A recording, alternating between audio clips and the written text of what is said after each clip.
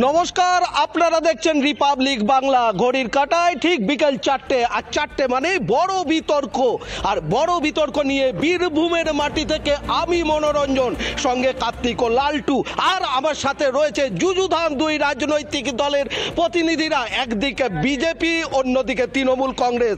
Garden rich এই মুহূর্তে আলোচনার বিষয়। নয়টি প্রাণ ঝরে গেছে অকালে। কার দোষ? এত বড় একটা বাড়ি তাসের ঘরের মতো হুড়মুড়িয়ে ভেঙে পড়লো। আজ অধীর চৌধুরী, প্রদেশ কংগ্রেস সভাপতি, বিস্ফোরক মন্তব্য করেছেন। তিনি সরাসরি দাবি করেছেন কলকাতার মেয়র তথা রাজ্যের মন্ত্রী ফিরহাদ হাকিমের গ্রেপ্তারির পাশাপাশি তিনি এটাও দাবি করছেন যে উধরপিণ্ডি বুধর ঘাড়ে দিয়ে কার্যত ধামা চাপা দেওয়ার চেষ্টা করা হচ্ছে এবং রাজ্য সরকার সেটা করছে। অন্যদিকে উচ্চ আদালত আজ সবগুলো যে কথা বলা হচ্ছিল যে এই বেআইনি নির্মাণ সংক্রান্ত যে মামলা সেগুলো খারিজ করে দিয়েছে। তারা বলেছে এই মুহূর্তে তারা কোনো মামলা এরকম শুনবে না। কি হলো? কার দোষ? কেন কলকাতার মেয়র, কাউন্সিলর তারা কি কিছুই জানতেন না? আজ যে কথা বলছেন অধীর চৌধুরী, তিনি সরাসরি আঙুল তুলছেন রাজ্যের মন্ত্রী কলকাতার মেয়রের দিকে। আমি একদম প্রথমেই চলে যাব। আমার সাথে রয়েছেন তৃণমূল কংগ্রেসের নেতা, দুবরাজপুর ব্লক কমিটির আহ্বায়ক রফিউল দা রয়েছেন জেলা পরিষদের সদস্য, পাশাপাশি অন্যদিকে রয়েছেন তৃণমূল কংগ্রেসের পাশাপাশি বিজেপির সাধারণ সম্পাদক টুটুল নন্দী এবং তার সাথে রয়েছেন তার দলের অন্যান্য নেতারা। টুটুল দা, আপনার কাছে প্রথম প্রশ্ন। আজকে অধীর চৌধুরী বলছেন যে ঘটনা কলকাতায় ঘটেছে মেয়র কি তার দায় এড়াতে পারেন? তিনি সরাসরি মেয়রের গ্রেপ্তারির দাবি করছেন। দেখুন, আজকে আমি প্রথমেই আজকে যে ডিবেট শো দুবরাজপুরের যে সুপ্রসিদ্ধ পাহাড়েশ্বরের দেবাদিদেব মহাদেবের যে মন্দির সংলগ্ন স্থান থেকে এর ডিবেট শো সম্প্রচারিত হচ্ছে। এখানে উপস্থিত ভারতীয় জনতা পার্টির বিভিন্ন স্তরের কার্যকর্তারা এবং তৃণমূলের বিভিন্ন স্তরের কার্যকর্তা এবং আমাদের মিডিয়ার বন্ধু এবং যারা আজকে এই ডিবেট শো দেখছেন, সমগ্র পশ্চিমবঙ্গবাসীকে আমি প্রথমে হৃদয়ের অন্তরের অন্তঃস্থল থেকে জাতীয়তাবাদী গৈরিক অভিনন্দন এবং শুভেচ্ছা জানাচ্ছি। আপনাদের যে প্রশ্ন রেখেছেন এই প্রসঙ্গে আমি বলবো, অধীরবাবু যে কথাটা বলেছেন উনি যথার্থই বলেছেন। তার কারণ একজন মেয়র কখনো তার দায়িত্ব এড়াতে পারেন না। শুধু মেয়র নয়, সেখানে যে 134 নম্বর যে ওয়ার্ডের যে কাউন্সিলর শামস ইকবাল, উনি অতদিন কি করছিলেন? উনি কি ঘুমাচ্ছিলেন? ওনার নাকের ডগায় সেখানে দীর্ঘদিন ধরে বেআইনি নির্মাণ হচ্ছিল, যেখানে দ্বিতীয় তলার পারমিশন ছিল, সেখানে কিভাবে একটা 5 তলা বিল্ডিং নির্মাণ হয়ে গেল? উনি কি নাকে তেল দিয়ে ঘুমাচ্ছিলেন? উনি কি কিছুই জানতেন না? জেনে রাখুন, এর একটাই কারণ যে তৃণমূলের কাউন্সিলর এবং মেয়র, শুধু মেয়র নন, কালীঘাটের যে টালির চালার অর্থাৎ মমতা ব্যানার্জি অবধি যে কাটমানি যায় এই অবৈধ নির্মাণের জন্য, সেই কাটমানির জন্যই তারা চুপ আছেন এবং তারা আধিকারিকদের উপর ফিরহাদ হাকিম এই দায়ভার চাপাতে চাইছেন। এটা কোনো মতেই বিরোধী দল হিসেবে, ভারতীয় জনতা পার্টির সাধারণ সম্পাদক হিসেবে আমি মেনে নিতে পারছি না। আমি বলবো এর যথাযথ তদন্ত। কি বলবেন রবিউল দা, যে সরাসরি আজকে অধীর চৌধুরী দায় চাপিয়েছেন কলকাতার মেয়রের দিকে, তিনি গ্রেপ্তারির দাবি করছেন? এখানে অধীর চৌধুরী নিজের তো কিছু নেই, কংগ্রেস বলে কিছু আছে আমরা তো জানি না। কংগ্রেস কিছু নেই, বিজেপি কিছু নেই। আজকে যারা এসছেন তারা বড় বড় কথা বলেন, তাদেরকে প্রশ্ন করব। স্বাস্থ্যসাথী কার্ড, লক্ষ্মী ভান্ডার এবং সমস্ত স্বাস্থ্যসাথী কার্ডে আসবো, কিন্তু যেভাবে একটি ফ্ল্যাট বহুতল ধসে পড়লো, জানতো না পুকুর ভরাট করে বহুতল হচ্ছে, কার দায়? কেন মেয়র জানতেন না? কেন কাউন্সিলর জানতেন? আজকে আপনাদেরকে একটা কথা বলি, এখানে আপনার হাইওয়ে অনেক রকম অ্যাক্সিডেন্ট হচ্ছে, অনেক মানুষের জীবন যাচ্ছে। তাহলে সেখানে কি বলতে পারি যে বিজেপি সরকার দায়ী? বিজেপি সরকার যারা রয়েছেন তারা খুন করছেন মানুষদেরকে। আজকে হাই রোডে প্রত্যেকটা দিনে দিনে ওখানে খুন হচ্ছে, মার্ডার হচ্ছে, সেগুলো সব বিজেপি। এত বড় একটা ফ্ল্যাট, একটা বহুতল উঠে যাচ্ছে, সেই বহুতল আপনি জেলা পরিষদের কর্মাধ্যক্ষ সদস্য, এবং এই যে বহুতল নির্মাণের ক্ষেত্রে জেলা পরিষদ অনুমতি দেয় এবং পৌরসভা অনুমতি দেয়, একইভাবে কিন্তু দায় থেকে যায় পুরসভা সবার ক্ষেত্রে। আর যে বহুতল কলকাতায় ধসে পড়লো, তার দায় কি মেয়র এড়াতে পারবে? দেখুন, ঘটনাটা নিয়ে এখনো ইনকোয়ারি চলছে এবং আমাদের মাননীয় মুখ্যমন্ত্রী ঘটনাস্থলে গিয়েছেন। উনি শোকাহত পরিবারের পাশে দাঁড়িয়েছেন, এমনকি হসপিটালেও গিয়েছেন, সেখানেও দেখা করে এসেছেন। এবার ইনকোয়ারি চলুক, ইনকোয়ারি আমাদের আইনের উপর ভরসা আছে। যেরকম ইনকোয়ারি হবে, যদি সেখানে প্রমাণিত হয়, জীবনের দায় কি এইভাবে ভরসা দিয়ে না, কোনো মৃত্যুই কাম্য নয়, মৃত্যু কারণ কাম্য নয়, আমরা কখনোই বলছি। কি বলবেন এই যেভাবে বহুতল ধসে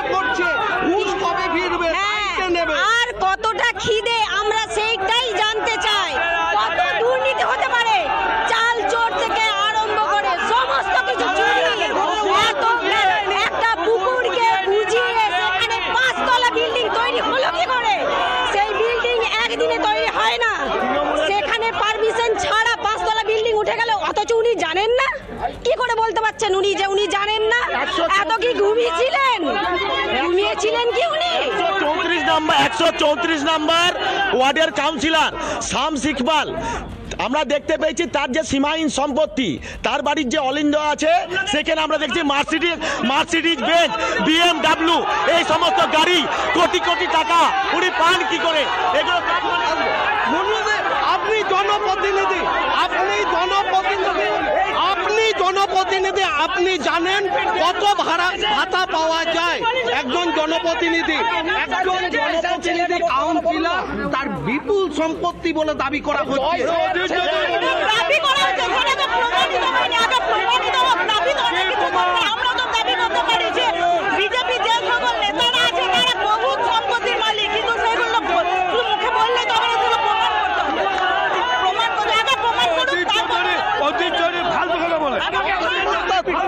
যেটা খুব পরিষ্কার, যেভাবে 9টি প্রাণ ঝরে গেল অকালে, কেউ দিনমজুর পরিবারও যেমন রয়েছে সেরকম এই যে দুর্ঘটনায় বলুন, ঘটনায় বলুন, কিন্তু একটা পুকুরকে বুঝিয়ে একটা বহুতল নির্মাণ হলো। এই বহুতলকে এরকম জেলাতেও আছে বলে আপনাদের মনে হয়? দেখুন, যেখানে নিয়ম গুজরাট বড় কথা নয় দাদা, যেখানেই হবে বেনিয়ম সেটা গুজরাট নিয়মের কোনো বলছি, নিয়মের বেনিয়ম যখনই হবে তার জন্য প্রশাসন আছে, প্রশাসন তদন্ত করবেন এবং তার জন্য যারা দায়ী থাকবে বিভিন্ন রকম সেই রকম তারা শাস্তি পাবে। তাহলে এতদিন যে বেনিয়ম হলো, প্রশাসন আজকে বলছেন তদন্ত করবে, কারণ নজরে ছিল না আপনাদের দলের কাউন্সিলর? আপনারা জানেন আমাদের নেত্রী মমতা বন্দ্যোপাধ্যায়, উনি কিন্তু সব সময় দেখবেন সাধারণ খেটে খাওয়া মানুষদের জন্য লড়াই করে যাচ্ছেন। তারা সেই লড়াই আমাদের 100 দিনের কাজের টাকার জন্য আমাদের অভিষেক বন্দ্যোপাধ্যায়, আমাদের কিন্তু সেনাপতি, উনি কিন্তু লড়াই করে সেই 100 দিনের টাকা আদায় করেছেন। সেই বিজেপি চোর টাকা আটকে রেখেছিল সাধারণ খেটে খাওয়া মানুষদের। জেলায় কি এরকম অবৈধ নির্মাণ? শুধুমাত্র কলকাতা নয়, বীরভূম থেকে শুরু করে, বাঁকুড়া থেকে শুরু করে, পুরুলিয়া থেকে শুরু করে সমস্ত পশ্চিমবাংলা জুড়ে এইভাবে অবৈধ নির্মাণ কার্য চলছে বলে মনে হয়। এর একটাই কারণ, কাটমানি। তৃণমূল নেতারা কাটমানি তারা বাঁচতে পারবে না। কাটমানি হচ্ছে যে দেখা যাচ্ছে যেভাবে বহুতল যেভাবে ভেঙে পড়ছে এবং তার দায় কে নেবে?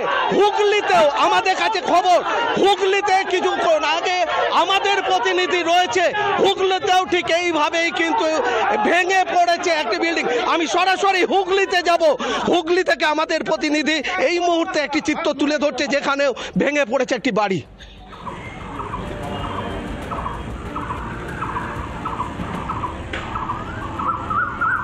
একদমই তাই। দেখো, তোমাকে প্রথমে ছবিটা দেখতে পাচ্ছ, এই যে বাড়ি, এই বাড়িটি কিন্তু নির্মাণ হচ্ছিল।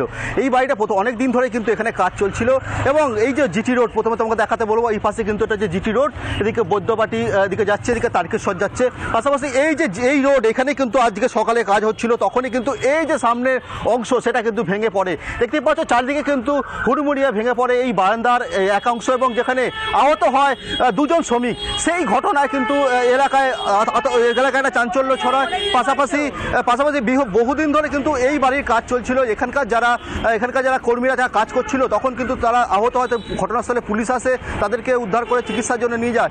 এবং এখানকার যে বৈদ্যবাটি পৌরসভা যিনি চেয়ারম্যান রয়েছে, তিনিও কিন্তু বিষয়টিকে যখন তার কাছে আমরা যাই, তো তিনি বলে এই যে বিষয়, এই যে কাজ হচ্ছিল সেই কাজে সঠিক তাদের পৌরসভার কাছ থেকে নিয়ম মেনে কিন্তু যে কাজ, সেই কাজ হচ্ছিল কিনা তারা সেটা খতিয়ে দেখবে। আরেকবার যদি ছবিটা দেখতে পাচ্ছ, সেই ছবি, এই জায়গাটা বৈদ্যবাটি একদম জিটি রোড, সেই তার পাশেই কিন্তু এই জায়গা।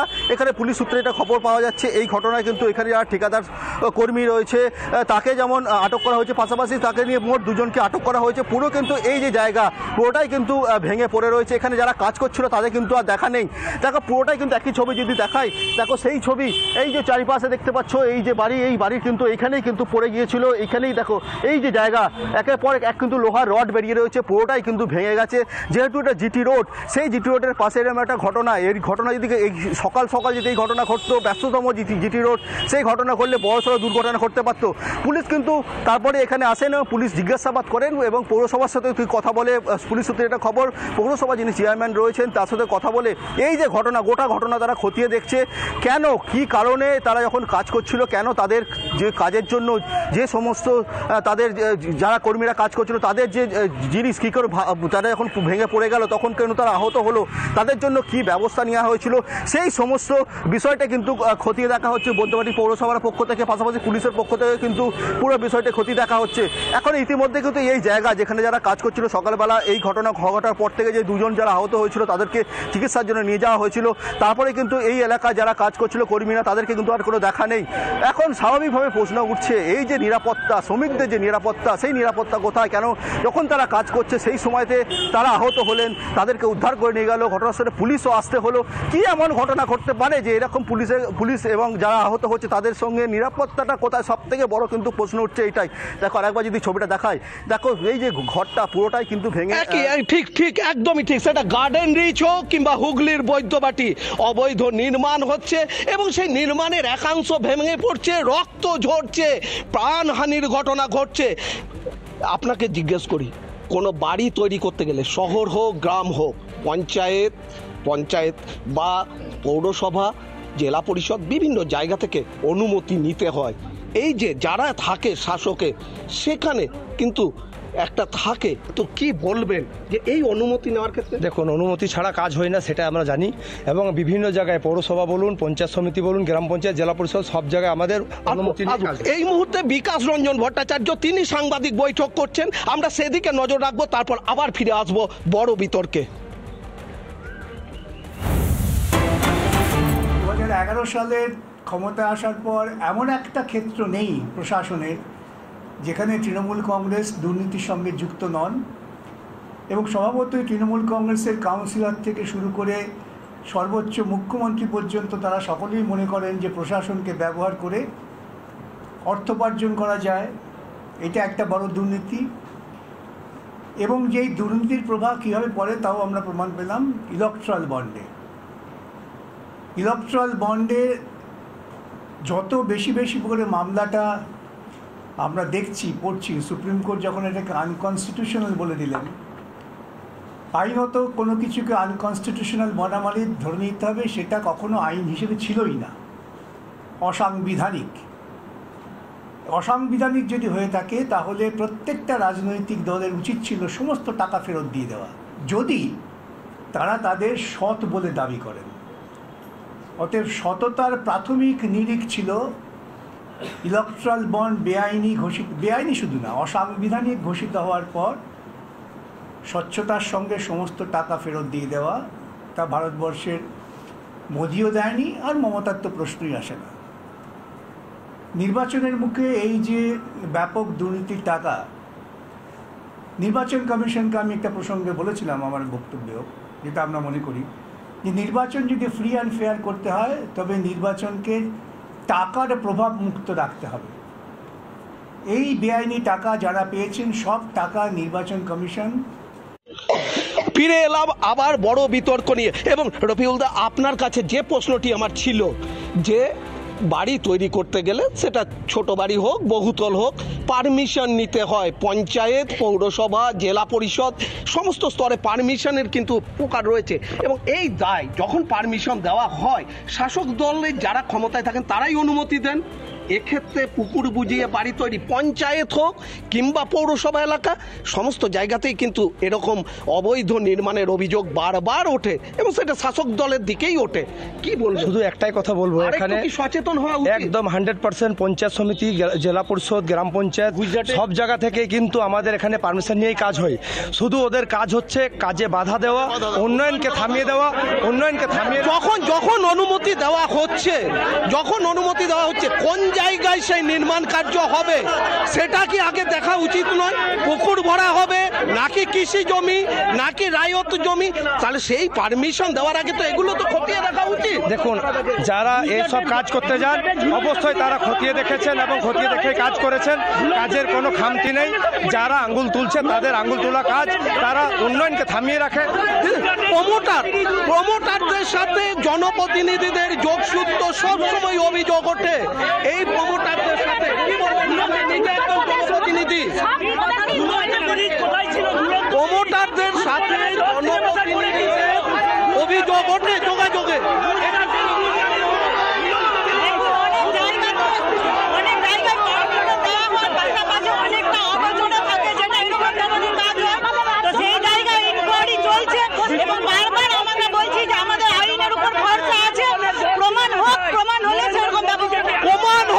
তৃণমূল কংগ্রেস বলছে প্রমাণ হোক, কিন্তু যেভাবে একের পর এক প্রাণহানি হলো।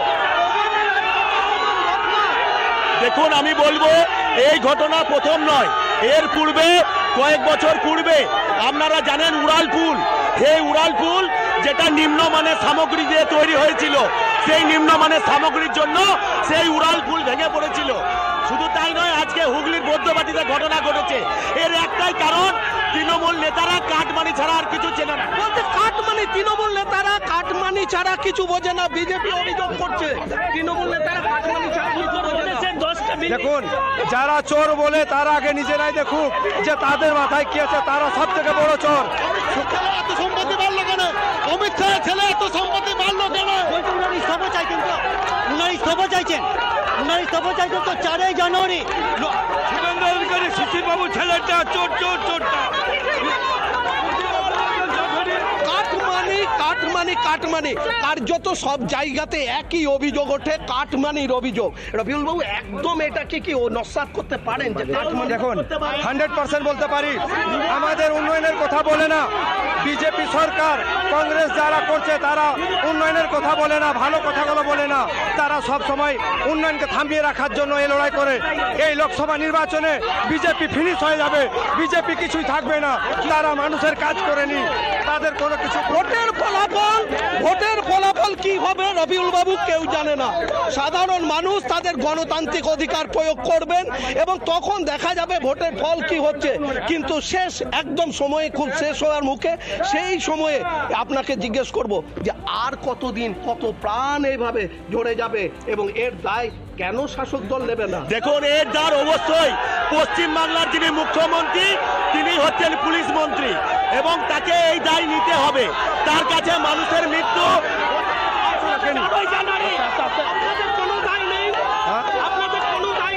100% মুখ্যমন্ত্রী মমতা বন্দ্যোপাধ্যায় রাত দিন নিজে সব সময় মানুষের পাশে থাকছেন।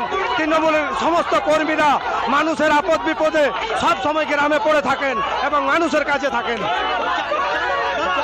দায় অস্বীকার করতে পারবে কি রাজ্যের শাসক দল? প্রশ্ন কিন্তু থেকেই যাচ্ছে।